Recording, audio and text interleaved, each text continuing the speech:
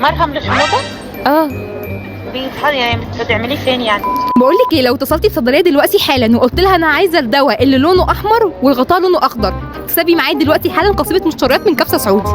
ماشي. جاهزه للتحدي؟ يلا بينا. انا كنت عايزه اطلب مرهم اللي هو بيبقى غطاه احمر. مرهم غطاء احمر؟ اسمه ايه؟ لا، ما انا مش عارفه اسمه، ما لو اعرف اسمه كنت ريحتك يعني. بصي هو طب ما لونه، تجيبي اسمه وانت عندك. ما انا ما عنديش اسمه. بصي انا هو لونه ابيض مكتوب عليه بالبرتقاني كلمه بالانجليزي كده، وبعد كده بقى هو غطاء احمر. هو بصي هو للحموضه، هو للحموضه. للحموضه؟ اه. مرهم للحموضه؟ اه. يعني بتعمليه فين يعني؟ كان الدكتور قال لي حطي حته على لسانك.